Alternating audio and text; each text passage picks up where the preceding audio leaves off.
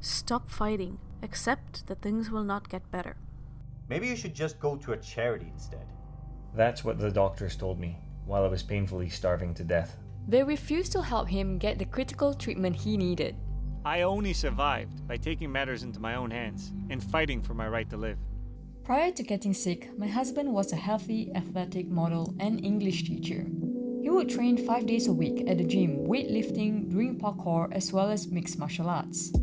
He also loved outdoor hiking and climbing.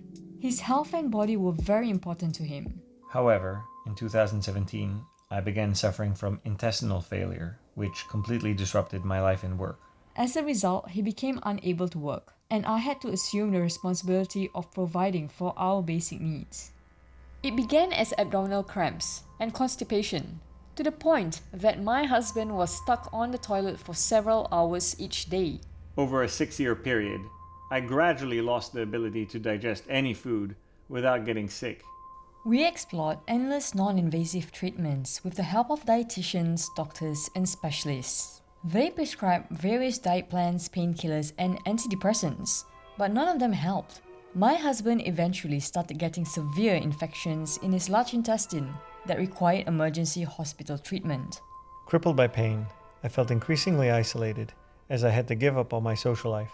It got so bad that I couldn't even enjoy movies or music anymore. Years passed by as I lay sick in bed, unable to do anything. Surviving this nightmare would not have been possible without my wife. She stood by me emotionally, financially, and tended to all my medical needs. In 2018, after a year of being sick, I was forced to move back in with my parents in the UK. As my husband is a permanent resident of the UK, he was entitled to healthcare under the British National Health Insurance, NHS. We were hoping that the NHS would be able to diagnose and treat his condition. With a referral from the family doctor, he underwent a sigmoidoscopy. After the procedure, the consultant surgeon noted my symptoms and suggested a more thorough examination, possibly an MRI. She then referred me to the gastroenterology department to undergo further investigation. 2 weeks later, my husband received a letter from 3 gastroenterologists based out of the regional hospital. Without any evidence, they claimed my condition was nothing more than irritable bowel syndrome. They closed my case, leaving me with no option for further medical investigation. As a final insult, they recommended that I seek help from a charity. I asked my family doctor if I could be referred to other hospitals for a second opinion. Unfortunately, with my husband's case being closed, the doctor was restricted from helping him any further, beyond referring him to a dietitian. The dietitian had a lot of interesting things to say regarding my husband's case. She believed that it was a waste of time for the NHS to have given him a sigmoidoscopy instead of a colonoscopy or an MRI scan. Moreover, she felt that the NHS had closed his case prematurely. As long as the NHS is able to avoid diagnosing a patient's complex health issues, they don't have to provide them with expensive medical treatment either. A report by the House of Commons Health Committee found that the NHS was underfunded and understaffed, leading to long waiting times and inadequate care for patients. After 9 months of living in the UK, it became clear that my husband was not going to receive the medical care that he needed under the NHS. Furthermore, private medical care in the UK is prohibitively expensive, so that wasn't an option either. Unwilling to accept defeat, we left Britain, hoping to find affordable medical treatment elsewhere. My husband's older sister offered to help him get the medical care he needed and welcomed us into her home in Portugal. She even gave me a job at her paintball arena. Things were really looking up. Unfortunately, my brother-in-law has a terrible relationship with his wife's side of the family. He has long wanted her to cut them off entirely. In order to appease him, my sister evicted us.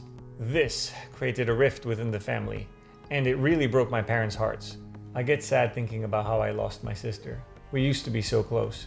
With almost no notice and very little money, we had no choice but to find a new place to live in Lisbon, ultimately leading to the fateful day where I was attacked and robbed in the city's most dangerous ghetto.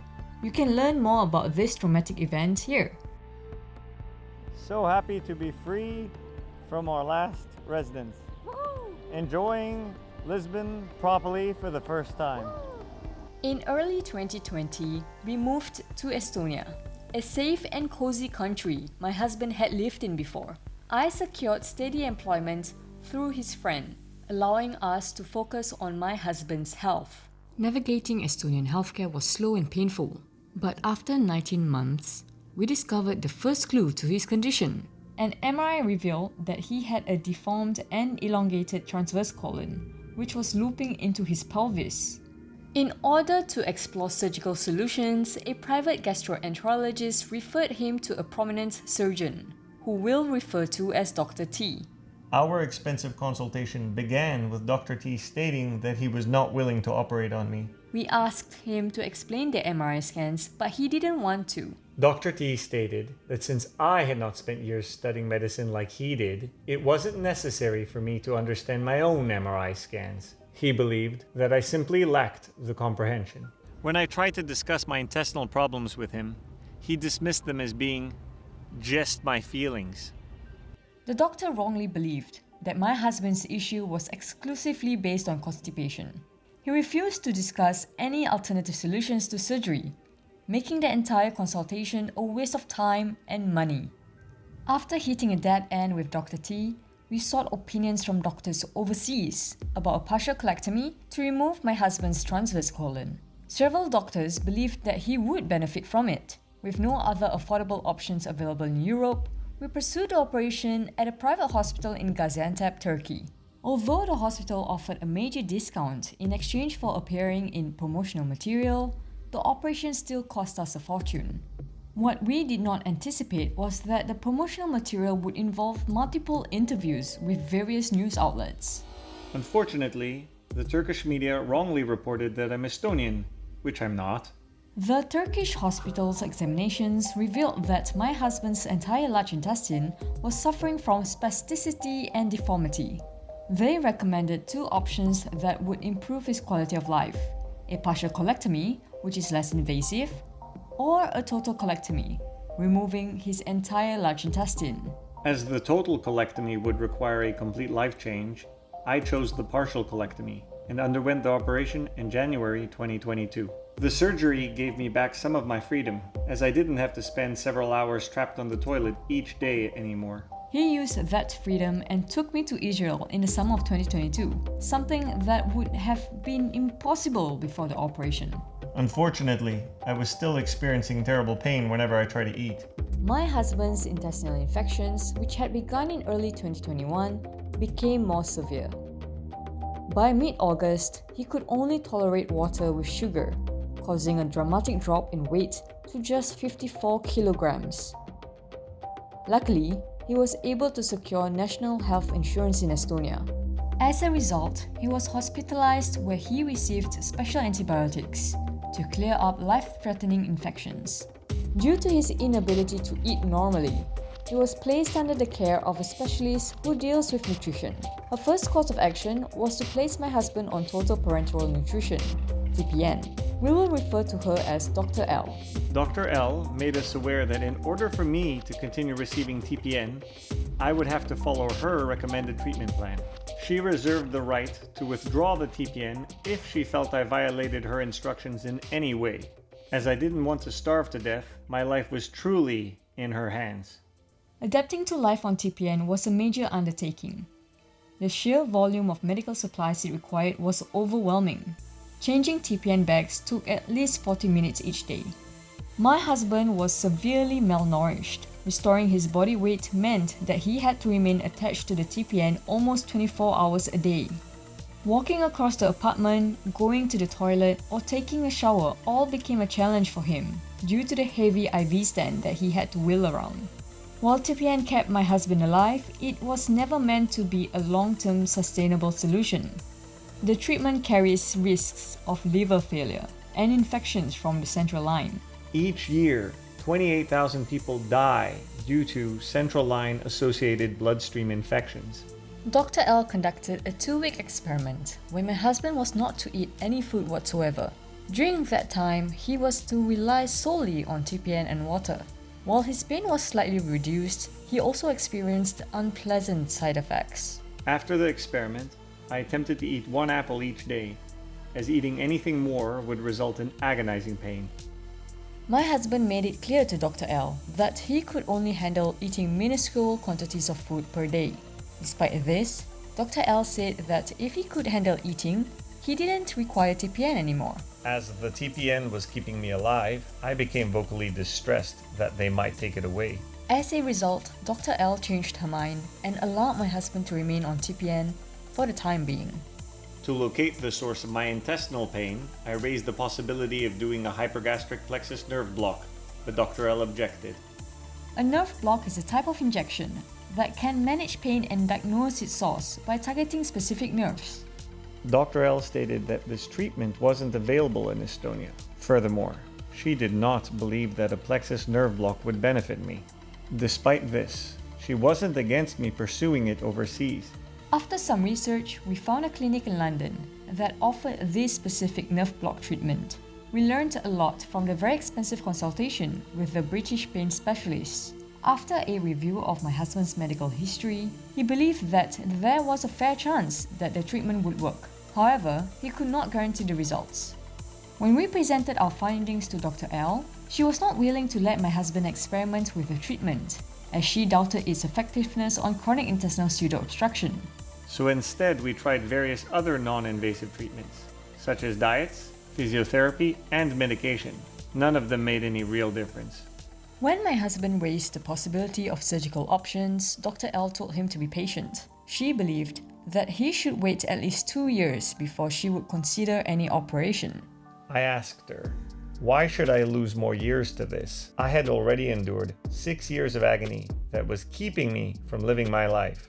Dr. L, however, stated that my well-being would benefit if I accepted living in a constant state of pain. She felt that if the pain remained at the level of 4 or 5 out of 10, it would be quite reasonable. This sentiment is also evident in her medical reports.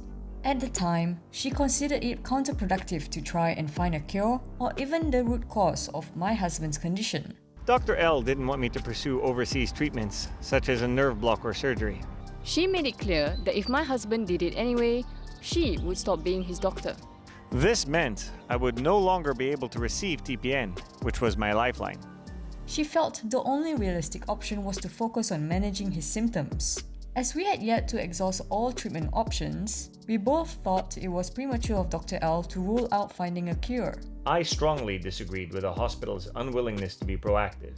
Once again, I was forced to take matters into my own hands. We could no longer afford private care in Europe, so I contacted multiple hospitals in Istanbul for a possible surgical solution of a total colectomy and ileostomy. One private hospital, part of a large chain, quoted a price we could work with. We arranged a hospital visit for mid-February and took 10 days of TPN supplies with us, hoping it would be enough for my husband to avoid starvation. During the first visit to the Turkish hospital, my husband had an initial consultation with the surgeon, then underwent tests. However, the post-examination consultation got postponed. The hospital assured us everything was fine, and that the surgeon will discuss the findings with my husband before the operation. However, I only got to speak to the surgeon when I was already on the operating table. He told me that my test results were fine. I tried to ask him for more details, but as I was literally being injected with sedatives, I fell asleep. I woke up to an excruciating pain, people speaking Turkish, and the clatter of medical instruments. They were still operating on me, and I could feel it. I tried to call out for help, but I couldn't make a sound. I desperately tried to wiggle my fingers and open my eyes, but they remained still. I was truly terrified, fearing that I might be paralyzed forever, with no way to communicate with the outside world. After a while, I felt my abdomen being stapled shut. It really hurt. I wondered why they couldn't detect that I was awake and freaking out. I only regained control of my body after they removed my breathing tube. The entire experience felt like a nightmare. After the surgery, I laid in my hospital bed, just silently staring at the ceiling for hours. I needed to process what I had just been through. Once the pain subsided, I told my wife what happened. A few days later, I told the doctor that I had woken up early during the operation. He disregarded my ordeal as just being a normal event. It was anything but normal. My husband experienced an extremely rare medical occurrence called accidental awareness. There are two components to general anesthesia: an IV sedation to make the patient fall asleep, and muscle relaxants to keep the body paralyzed. During the surgery, the IV sedation wore off too early, leaving him awake but unable to move.